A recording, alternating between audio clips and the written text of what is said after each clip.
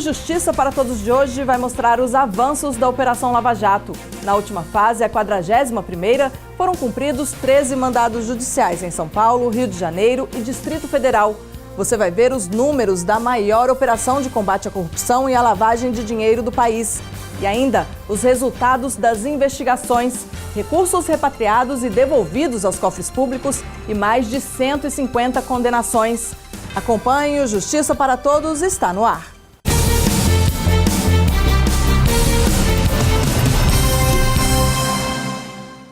Vamos começar o programa com um resumo das notícias que movimentaram a semana da Justiça Federal. No último dia 10 de julho, foi realizada na sede da Associação dos Juízes Federais do Brasil a cerimônia de aposição da foto do juiz federal Gabriel Vedi na galeria dos ex-presidentes da AJUF.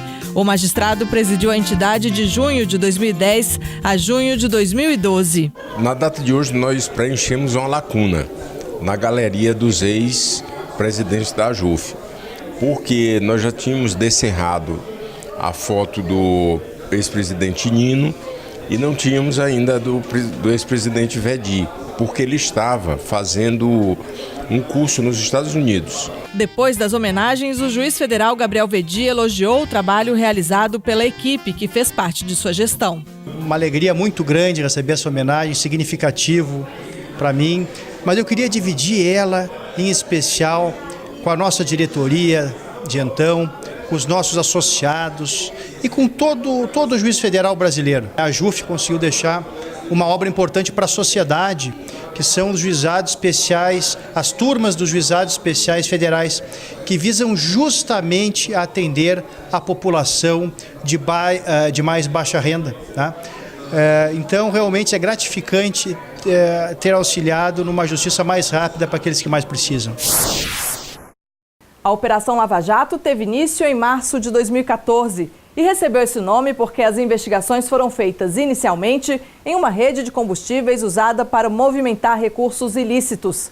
As investigações avançaram para outras organizações criminosas e a operação se tornou a maior frente de combate à corrupção e à lavagem de dinheiro que o Brasil já teve.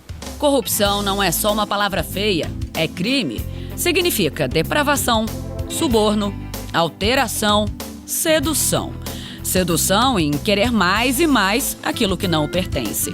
E quando recursos públicos são desviados por meio de esquemas de corrupção, quem paga a conta é o cidadão. A corrupção, ela tira a criança das escolas, ela enche os hospitais de pacientes, os corredores dos hospitais estão cheios. As pessoas estão passando meses esperando uma autorização para uma cirurgia. A merenda escolar é retirada. Isso apenas para nós dizermos o visível. Existem casos que os prefeitos são eleitos por meio de empréstimos de agiotas e depois as prefeituras são arrendadas a esses agiotas para que eles tirem o dinheiro que eles emprestaram. No Brasil, nós chegamos a esse ponto. A educação não é gratuita. Está atribuída a cada centavo que sai do seu bolso com o pagamento de impostos. A saúde é obrigação do governo. Deve ser oferecida a cada cidadão. Segurança também é dever do Estado. É dinheiro investido por milhões de brasileiros. Retorno não. Porque agora mesmo eu tenho um filho que está internado, que eu estou indo para lá agora mesmo, para o Agarram. A gente ligava para o SAMU para pegar meu filho que estava morrendo. E aí ele dizia, só pode atender se for facada, se for acidente de carro ou se for tiro. O dinheiro que vai para a Lava Jato, que é descoberto da corrupção, teria que ir para a educação, para a segurança, para a saúde, que é o básico. Segundo dados da Fiesp, Federação das Indústrias do Estado de São Paulo, o custo da corrupção no Brasil pode chegar a 69 bilhões de reais por ano. No ranking mundial da corrupção da entidade Transparência Internacional, o Brasil fechou o ano de 2016 na posição 79 de 176 países pesquisados. A corrupção, ela se tornou endêmica no Brasil, ou seja, ela permeia hoje todas as instituições, ela permeia todos os órgãos. A situação de corrupção no Brasil é muito grave. A maior primeira operação de combate à corrupção no Brasil começou bem pequena, neste posto de gasolina aqui em Brasília, usado para a lavagem de dinheiro. 2 doleiros comandavam o esquema por aqui. Carlos Habib Chater, dono do posto na época, e Alberto Youssef. Os 2 foram presos no dia 17 de março de 2014, com outras 15 pessoas, na primeira fase da Operação Lava Jato. Foram cumpridos 128 mandados judiciais em 17 cidades de 6 estados e no Distrito Federal. As investigações avançaram e o que se descobriu foi um imenso esquema de corrupção envolvendo a Petrobras, políticos e agentes públicos. O ponto que houve um salto de qualidade na Operação Lava Jato foi uma decisão do ministro Teori que permitiu a separação dos processos. Os acusados que não tinham foro privilegiado ficaram processados em Curitiba, na 13ª Vara, e aqueles que tinham foro privilegiado ficaram no Supremo Tribunal Federal. Isso efetivamente permitiu que a Operação Lava Jato ela ganhasse os contornos que ela ganhou atualmente. Uma força-tarefa envolvendo recursos e profissionais da Justiça Federal, do Ministério Público e da Polícia Federal foi montada para investigar o esquema. Toda operação complexa, o ideal é que você tenha um maior nível de informações transitando o mais rápido possível entre os órgãos. Então, o que é que outros órgãos se envolveram? Eu chamo a atenção em particular, no caso específico da Lava Jato, o COAF, que é o nosso Conselho de Operações Financeiras, a nossa unidade de inteligência financeira, que participa da rede internacional de unidade de inteligência financeira e a capacidade de rastrear volumes de dinheiro estranhos, suspeitos que estejam circulando. A Receita Federal, porque além de ter crimes de sonegação diversos envolvidos, a Receita tem uma rede de informações sobre alfândegas, sobre empresas, que é essencial para essa discussão. Nós temos também mais de 100 cooperações jurídicas com diversos países, mais de 500 milhões já alcançados ou prometidos recuperar nos próximos anos. Isso é muitas vezes o valor que o Brasil conseguiu alcançar nos anos anteriores. A apuração de crimes ficou concentrada na 13ª Vara Federal Criminal de Curitiba, especializada em crimes financeiros e de lavagem de ativos. O juiz federal Sérgio Moro é o responsável pela condução dos trabalhos na primeira instância. Hoje não só mais em Curitiba, mas também no Rio de Janeiro, em Brasília, em São Paulo, várias seções judiciárias da Justiça Federal hoje processam e julgam os casos da Lava Jato. A Associação dos Juízes Federais do Brasil demonstrou apoio, promoveu debates, organizou manifestações para esclarecer a importância da operação. A AJUF, desde sempre, apoia a Lava Jato. Isso é uma questão muito cara para nós. A AJUF, ela entende que a Justiça Federal tem desempenhado um papel importantíssimo na apuração dos crimes. E por isso nós apoiamos, principalmente nós apoiamos para que os juízes possam atuar com independência. O apoio da AJUF foi o reflexo da aprovação de cada brasileiro por investigações que podem transformar a história. Para mim, hoje é a melhor coisa que aconteceu nos últimos anos no Brasil. Pelo menos a gente tem mais clareza e a gente está vendo uma entre aspas, vamos dizer assim, punição dos políticos, né? Dos corruptos, melhor dizendo, tanto da parte empresarial quanto dos políticos. É o que está mais refletindo hoje, é mais evidente para o Brasil hoje que está tendo justiça. Né? Se não fosse ela, armaria. Não estava nem sendo divulgado, ninguém estava nem sabendo, estava tudo abafado. Um sopro de esperança na cidadania, na alma dos brasileiros. E dado à sociedade essa esperança de passar o Brasil a limpo, com uma operação Lava Jato que tem por objetivo exatamente acabar com a impunidade e punir os responsáveis.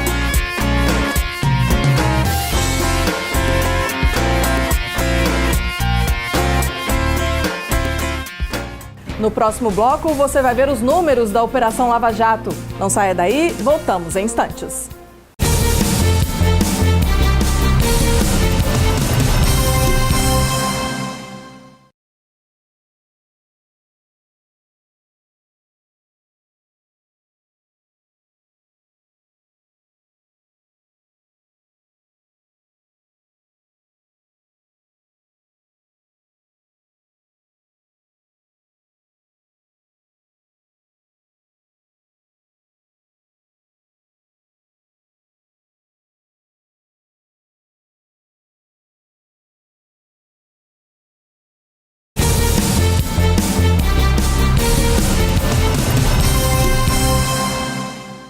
A Operação Lava Jato tem números que impressionam. E ela não é grande apenas pela quantidade de fases, pessoas envolvidas, investigados, mandados, prisões e condenações. Pode resultar também em bilhões de reais recuperados aos cofres públicos. Antônio Palocci, ex-ministro da Casa Civil. Condenação: 12 anos, 2 meses e 20 dias de prisão. Crimes: corrupção passiva e lavagem de dinheiro. Eduardo Cunha, ex-deputado federal. Condenação: 15 anos e 4 meses de prisão. Crimes: corrupção passiva, lavagem de dinheiro e evasão de divisas. Delúbio Soares, ex-tesoureiro do PT. Condenação: 5 anos e 10 meses. Crime: lavagem de dinheiro. O ex-governador do Rio de Janeiro, Sérgio Cabral, também foi condenado a 14 anos e 2 meses de prisão pelos crimes de corrupção passiva e lavagem de dinheiro. Na sentença, o juiz federal Sérgio Moro afirmou que Sérgio Cabral e seu grupo cobravam propina sobre obras públicas realizadas no estado do Rio de Janeiro. Além da pena de reclusão, Sérgio Cabral deve pagar uma multa de R$ 528 mil. Cerca de 250 milhões de reais foram repatriados nas investigações sobre o esquema de desvio de recursos, liderado pelo ex-governador do Rio de Janeiro. Foi a primeira devolução de valores recuperados pela Operação Lava Jato aos cofres públicos. O dinheiro estava em contas no exterior. Também foram condenados o Wilson Carlos Carvalho, então secretário do governo de Cabral, e o sócio do ex-governador, Carlos Emanuel Miranda. Adriana Anselmo, esposa de Cabral, e Mônica Carvalho, esposa de Wilson Carlos, foram absolvidas por falta de provas de autoria e participação nos crimes. Essa é apenas uma parte do saldo do esquema de corrupção. Até agora, na primeira instância, foram 157 condenações, 1.563 anos, 7 meses e 5 dias de prisão. A sociedade pode perceber que está havendo um julgamento independente, um julgamento técnico e um julgamento comprometido com a realidade dos fatos, com a lei e com a Constituição Federal. Acho que é isso que se deve esperar do judiciário, um julgamento imparcial, isso que existe. E essas condenações vêm, então, como fruto desse julgamento imparcial, com uma análise detida das provas e das leis vigentes do país. A Operação Lava Jato já teve 41 fases. A última foi em 26 de maio deste ano, quando a Polícia Federal deflagrou a Operação Poço Seco. Na mira das investigações estavam as negociações para aquisição pela Petrobras de direitos de exploração de petróleo em Benim, na África. 13 mandados judiciais, sendo 8 de busca e apreensão, 1 de prisão preventiva, 1 de prisão temporária e 3 mandados de condução coercitiva foram cumpridos em São Paulo, Rio de Janeiro e Distrito Federal.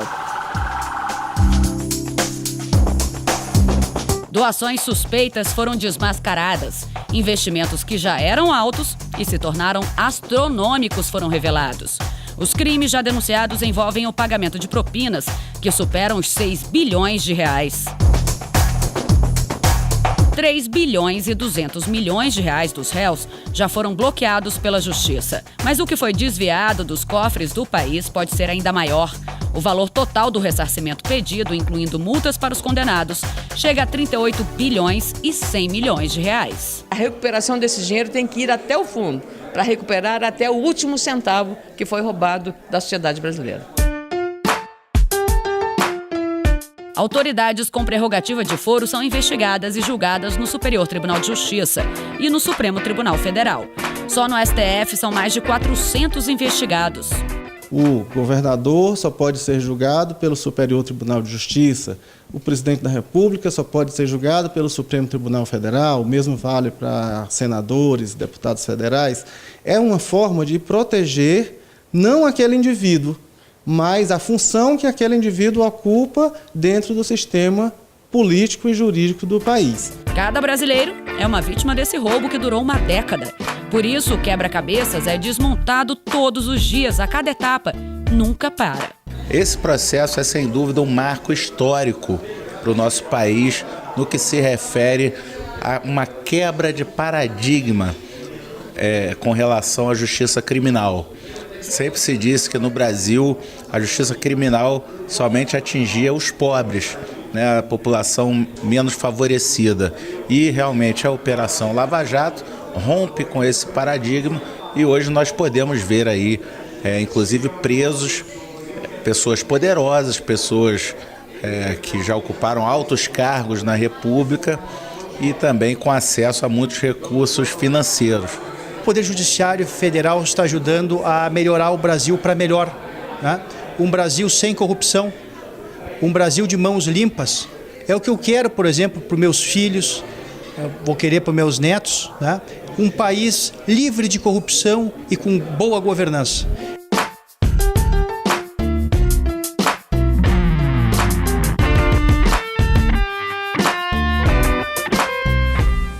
Depois do intervalo, colaboração premiada e acordo de leniência. Veja em que situações eles são usados. Voltamos já.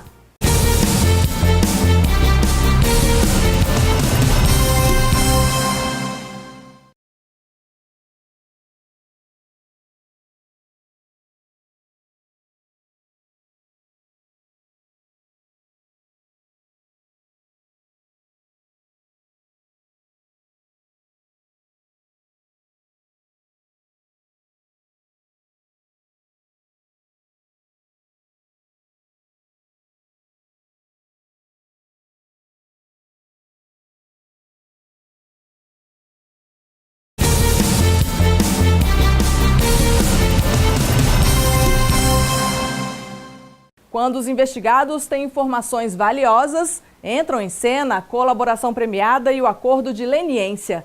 Essas medidas podem acelerar ou até mudar o curso de uma investigação. Nós tomamos uma decisão em procurar a Procuradoria e iniciar aqui o acordo de colaboração. A gente acredita que a gente tem bastante a contribuir. Você pode chamar de colaboração premiada ou delação. O importante é o que significa. O acusado fornece informações importantes e provas que ajudem na investigação e recebe benefícios como a redução da pena. A delação é um acordo firmado no âmbito penal. A principal consequência dos acordos é possibilitar a identificação de outros participantes. Desde o início da Operação Lava Jato até agora, foram fechadas 158 colaborações só na primeira instância. Elas dão força às investigações, esclarecem pontos obscuros, indicam culpados, apontam novos caminhos. Fica muito difícil de desvendar determinados tipos de crime se não tiver a colaboração das pessoas que participam da organização criminosa. São muitas negociações, negociatas seria a melhor palavra, feitas às escondidas, feitas em situações onde está apenas o corruptor e o corrompido. Se nenhum dos dois nunca falar nada para ninguém, realmente dificulta bastante. E com a colaboração, esses elos da cadeia criminosa vão se rompendo. Uma das maiores delações da Operação Lava Jato, feita por Marcelo Odebrecht, ex-presidente da empresa, foi uma verdadeira aula sobre a prática do Caixa 2 no Brasil. Ele explicou o uso de doações não contabilizadas e não declaradas à Justiça Eleitoral nas campanhas. Não existe ninguém no Brasil eleito sem Caixa 2. Era um círculo vicioso que se criou. Em seus depoimentos, Marcelo Odebrecht confirmou que fez pagamentos a políticos brasileiros. Um deles teria recebido 23 milhões de reais. Outra delação que teve uma enorme repercussão foi a de Joesley Batista, presidente da holding JIF, controladora de diversas empresas, entre elas a JBS, dona das marcas Friboi e Seara. Em seu depoimento, Joesley Batista contou como transformou a JBS, uma empresa familiar, na maior processadora de carne bovina do mundo. A empresa cresceu, segundo Joesley Batista, graças aos aportes e financiamentos do Banco Nacional de Desenvolvimento Econômico e Social, que eram garantidos em troca de propinas de 4% do valor de cada contrato aprovado no BNDES. Os 80 milhões foi empréstimo, depois 500 para comprar as ações que vale a quantos por cento de ação do total? 12. Na época foi uns 12%. 12%. É. Depois, logo no ano seguinte, a gente comprou mais 4 empresas, 3 nos Estados Unidos e uma na Austrália, onde aí já foi um aporte de $1 bilhão no ano seguinte, 2008. Não basta falar, tem que provar. As delações precisam ter outras evidências concretas para que sejam homologadas pelo juiz. Tudo que é possível ser levado aos autos para comprovar que aquilo que está sendo dito corresponde à verdade ou que tem fundamento, tudo isso vem junto. Se o réu mentir ao juiz, pode ser penalizado e processado. Se ele quebrar aquilo que ele se comprometeu, porque é um contrato, ele tem que, de acordo com o contrato, ele tem que apresentar as provas. E se ele mentir, ele perde o benefício. Com delações assinadas e homologadas, podem ser recuperados mais de 10 bilhões de reais. É uma espécie de ciclo virtuoso, na medida em que vale a pena para o acusado, para o investigado colaborar, vale a pena para ele, e isso acaba sendo favorável também para a investigação, para a persecução criminal, automaticamente vão aparecendo novos colaboradores, o Instituto vai sendo mais utilizado, vai ganhando mais credibilidade. Por isso que a partir da Lava Jato a colaboração começa a acontecer em vários outros processos. A delação ela foi aprovada tem pouco tempo no Brasil, foi por conta de imposições à época da Copa do Mundo, depois das Olimpíadas e por conta de muitas mudanças jurídicas que tiveram acontecendo no Brasil. Se isso não tivesse acontecido, nós não teríamos hoje a Lava Jato funcionando, nós não teríamos muitas outras operações em andamento e nem um pouco desses caciques presos. No caso das empresas, é fechado outro tipo de acordo, o de leniência. São as empresas que têm que negociar com o Estado dívidas, devolver dinheiro que foi apropriado indevidamente, para que elas possam voltar a participar daquilo que dá a elas a grande riqueza, que são as licitações públicas, poder servir ao Estado. Junto à Lava Jato vieram frutos além de condenações e prisões. As medidas propostas pelo Ministério Público Federal contra a corrupção. O assunto está na pauta do Congresso e a AJUF participa dos debates com os parlamentares. Conseguimos o apoio da sociedade, houve uma mobilização muito grande e a sociedade levou essas 2 milhões e 100 mil assinaturas para o Congresso. Então, estas práticas todas, mais um direito penal negocial, que nós trabalhamos hoje com colaborações premiadas e leniência, levou a Lava Jato em 2 anos, pouco mais de 2 anos, de 4 doleiros e um posto de gasolina para a atual situação. Impossível estipular uma data para o fim da Lava Jato. Mas se for para salvar o país, o prazo longo não incomoda. Só alimenta as forças para o cidadão honesto que tem o direito de exigir a mesma dignidade de quem representa o país. Eles estão lá não é para ganhar dinheiro nem tirar dinheiro do povo, é para ajudar a sociedade como um todo, né? Eu acho que é o básico. Falta realmente ter uma consideração com a pessoa que vota, né? Ter respeito, respeitar nosso pessoal, a nação, e aí ter um caráter, né? Para não realmente não pegar no que é dos outros. Eu sempre comparo a Lava Jato como um iceberg. E nós estamos vendo apenas uma ponta desse iceberg. Porque se nós formos ver o valor até agora requerido na Operação Lava Jato do dinheiro desviado, ele não chega a 7 bilhões de reais. Ao passo que há projeções de que nós tenhamos uma corrupção anual de 64 bilhões de reais. Então, o que está até agora denunciado pelo Ministério Público representa apenas 10% da corrupção anual no Brasil. Nós estamos apurando apenas a ponta. Ainda há muito para ser desvendado.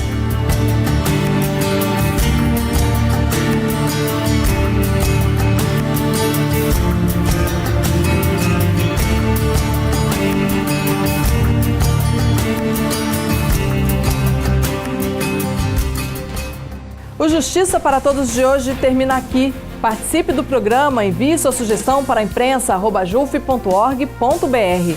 Você também pode assistir ao programa pela internet, na página da JUF ou no canal da associação no endereço youtube.com/tvajuf. Obrigada pela sua companhia.